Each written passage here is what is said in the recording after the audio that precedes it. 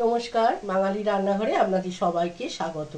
आज आमी करब बिहारी चिकेन। बिहारी चिकेन करार जन्य आमी एखाने 1.5 केजी मांस निয়েছি और एखाने नेब बेश खानिकटा काँचा पेঁয়াজ दिलाम और एखाने देब बेश खानिकटा सर्षेर तेल और जेटा दिते हबे এখানে আমি এখানে আদা রসুন আর শুকনো লঙ্কা আমি একটা পেস্ট বানিয়ে রেখেছি।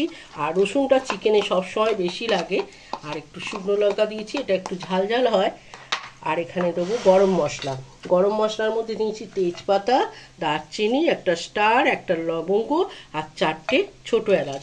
এগুলো আমি এখন এখানে দিয়ে দিলাম। এবার একে একে সব মশলাগুলো দিয়ে আমি একটা ম্যারিনেট করে রাখবো। এখানে নিয়েছি ধনে গুঁড়ো, এখানে নিয়েছি জিরে গুঁড়ো, এখানে নিয়েছি ঝাল লঙ্কা গুঁড়ো অল্প নিয়েছি আর নিয়েছি বেশ খানিকটা হলুদ।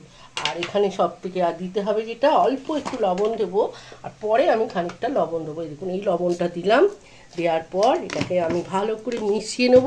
মিশিয়ে আমি এটা ম্যারিনেট করে ওই 15 থেকে 20 মিনিট মতো রেখে দেবো। চিকেনটা এইভাবে ম্যারিনেট করা রইল আর এখানে আমি ঢাকা চাপা দিয়ে 20 মিনিট মতো রেখে দেবো। বিহারি চিকেন করার জন্যে আমি কড়াইয়ে সর্ষের তেল নিয়েছি, সর্ষের তেলেই রান্নাটা করব। আপনারা যদি কেউ সাদা তেলে খান সাদা তেলে করতে পারেন, তবে সর্ষের তেলে রান্নাটা ভালো হয়। এখানে আমি দিলাম অল্প একটু চিনি কালারটা ভালো আনার জন্য।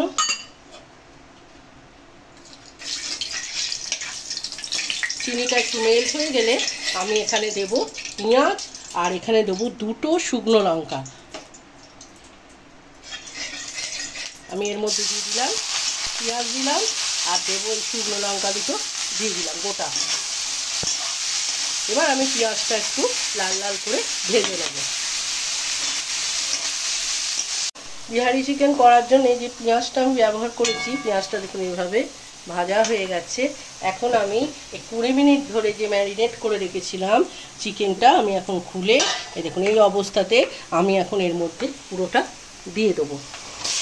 দিয়ে ভালো করে ঢাকা চাপা দিয়ে, এখানে জল ব্যবহার হবে না, ঢাকা চাপা দিয়ে ভালো করে এটাকে আমার বারবার খুলে খুলে আমাকে একটু নেড়ে নেড়ে রান্নাটা করতে হবে। বিহারি চিকেন করার জন্য যে আমি মাংসটা কষতে দিয়েছিলাম কিছুটা হয়েছে।